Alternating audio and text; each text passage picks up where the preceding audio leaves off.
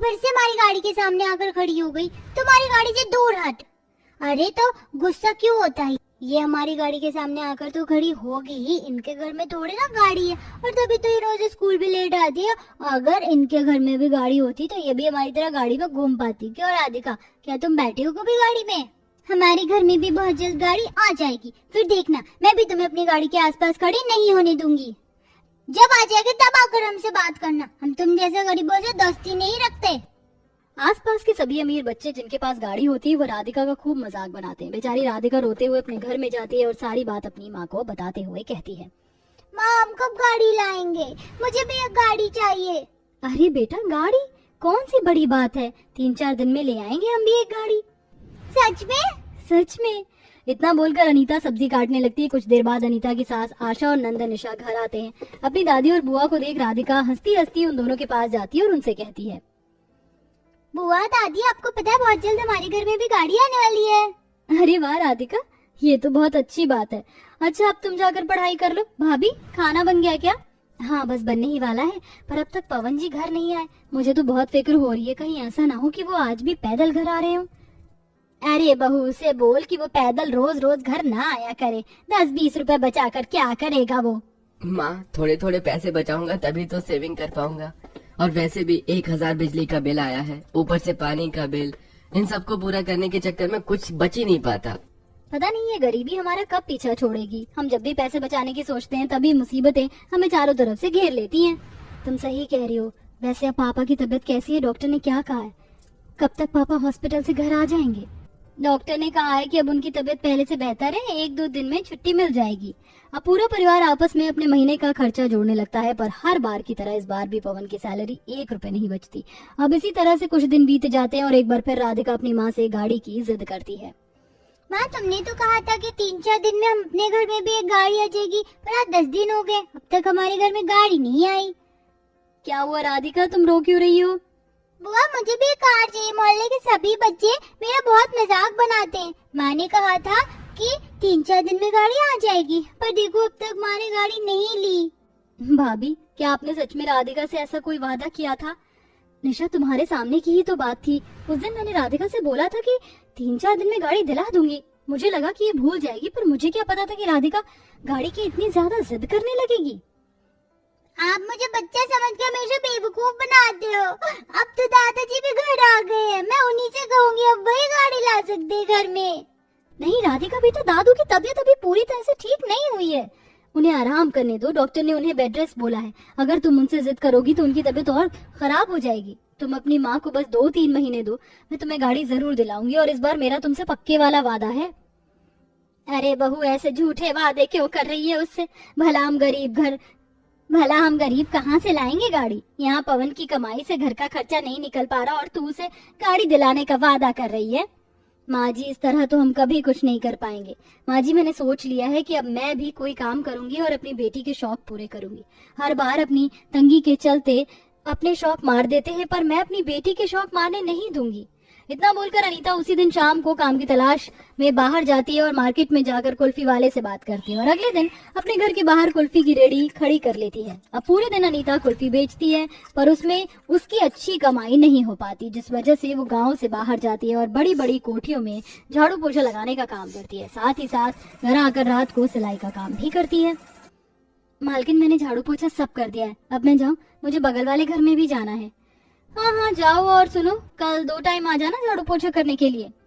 माफ करना मालकिन, पर मैं 2 टाइम नहीं आ पाऊंगी। मैं 4 घरों में झाड़ू पोछे का काम करती हूँ। शाम को घर जाकर आइसक्रीम बेचती हूँ और कंपनियों में जाकर चाय देती हूँ, फिर 2 घंटे के लिए फैक्ट्री में जाती और रात को घर जाकर सिलाई करती हूँ।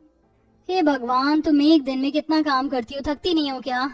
थकती हूँ मालकिन, पर क्या करूँ, कुछ पाने के लिए मेहनत तो करनी ही पड़ती है।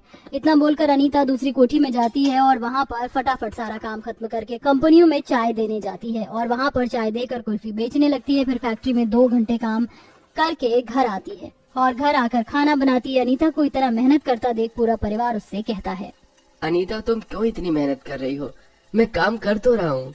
मैं इतनी मेहनत अपनी बेटी के लिए कर रही हूँ, उसके सपने पूरे करने के लिए। अब आप सब सो जाइए, बस मैं थोड़ी देर में काम खत्म करके सोऊंगी। भाभी रहने दो, आप सुबह 5 बजे उठकर रात के 12 बजे तक बस काम करती रहती हो। अभी का काम मैं कर दूंगी, आप थोड़ा आराम कर लो। निशा बिल्कुल सही कह रही है बहू, तेरे शरीर को भी आराम की जरूरत है।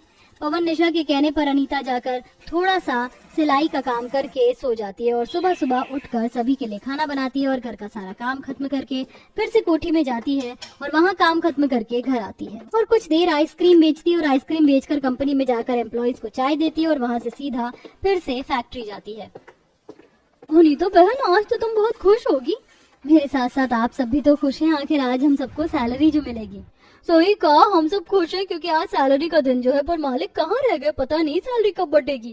फैक्ट्री के सभी वर्कर मालिक का इंतजार करते हैं। कुछ देर बाद मालिक आकर सभी को सैलरी बांटता है और अनीता अपनी सैलरी लेकर घर जाती है और पैसे संभाल के रखती है। इसी तरह से दिन रात हर समय अनीता मेहनत करती है और एक एक पैसे जोड़ती है। इस तरह से 3 महीने बीत जाते हैं और एक दिन।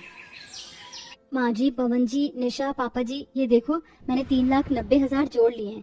चलिए ना, अब चलकर एक गाड़ी लेते हैं। अभी राधिका भी स्कूल में है, जब वो स्कूल से आएगी तो आपने घर के बाहर खड़ी गाड़ी देखेगी तो बहुत खुश होगी। हाँ अनीता, चल रहे हैं, पर इस 3,90,000 को 4 लाख तो कर ले। रुको, तुम ये 10,000 मेरी सैलरी के जोड़ लो। अगर 10,000 आप इसमें मिला दोगे तो फिर घर कैसे चलेगा? अगर घर चलाने में दिक्कत होगी तो मैं कुछ पैसे मालिक से उधार ले लूंगा और अपनी सैलरी से धीरे धीरे कटवा लूंगा। इतना बोलकर पवन अनीता गाड़ी लेने के लिए शोरूम में जाते हैं, जहाँ शोरूम का एक वर्कर उनकी हालत देख उनसे बड़ी ही बेरुखी से बात करता है। हाँ भाई, अंदर कहाँ चले आ रहे हो, क्या चाहिए? अरे हम यहाँ गाड़ी लेने के लिए आए हैं। अरे गाड़ी लेनी है तो बाहर चलो, अंदर बहुत महंगी गाड़ी है। तुम्हारी औकात से बाहर की सेकंड हैंड की सारी गाड़ी बाहर खड़ी है। आप ये हमसे किस तरह से बात कर रहे हैं? आप अपने ग्राहक से क्या इसी तरह से बात करते हैं? हम यहाँ नई गाड़ी लेने के लिए आए हैं, वो भी खाली हाथ नहीं, पैसे लेकर। अनीता को उस वर्कर की हरकत पसंद नहीं आती, इसलिए वो उसे खरी खोटी सुनाने लगती है। तभी वहाँ शोरूम का मालिक आ जाता है और अनीता से कहता है, माफ करना मैम साहब, क्या हुआ आप मुझे बताइएगा, आप इन्हें डांट क्यों रही हैं? हम यहाँ न्यू कार लेने के लिए आए हैं और ये हमारी ऐसी हालत देखकर हमसे बदतमीजी से बात कर रहा है। आप प्लीज हमें कोई सस्ती और अच्छी गाड़ी दिखा दीजिए जो हमारे बजट में हो। हाँ हाँ मैम, क्यों नहीं, आइए मैं आपको गाड़ी दिखाता हूँ। ये देखिए, ये व्हाइट कार सिर्फ 3 लाख की है और ये स्काई ब्लू वाली पूरी 4 लाख की। अगर आप इससे महंगी गाड़ी लेना चाहोगी तो मैं वो भी दिखा दूंगा। नहीं नहीं सर, हमें इससे महंगी गाड़ी नहीं चाहिए। आप हमें ये 4 लाख वाली स्काई ब्लू वाली गाड़ी दे दीजिए, हमारा इतना ही बजट है। इस तरह अनीता और पवन शोरूम में जाकर अपनी बजट के हिसाब से गाड़ी खरीद लेते हैं और पवन खुद गाड़ी चलाता हुआ घर आता है। कुछ देर बाद जब राधिका घर आती है और अपनी नई गाड़ी देखती है तो वो बहुत खुश होती है। माँ, आपने अपना वादा पूरा किया। अब हमारे पास भी गाड़ी है। अब मैं भी किसी को अपनी गाड़ी को छूने नहीं दूंगी। चलो घूमने चलते हैं। हाँ राधिका बेटा, क्यों नहीं, पर पहले गाड़ी की पूजा तो कर लो। बहू, हमने सोच लिया, हम राधिका से ही इस गाड़ी की पूजा करवाएंगे और अपनी प्यारी राधिका के पैर के निशान भी इस गाड़ी पर लगवाएंगे। हाँ बिल्कुल सही कहा। आशा के कहने पर अनीता और पवन अपनी बेटी के हाथ से गाड़ी की पूजा करवाते हैं और उसके पैरों के निशान अपनी गाड़ी पर लगवाते हैं, जिसके बाद पूरा परिवार गाड़ी में बैठकर घूमने के लिए जाता है और वो सब नई गाड़ी के खूब मजे लेते हैं। आशा है ये कहानी आपको पसंद आई होगी। वैसे आपके पास कौन सी सवारी है, कार, बाइक या साइकिल? कमेंट में जरूर बताएं।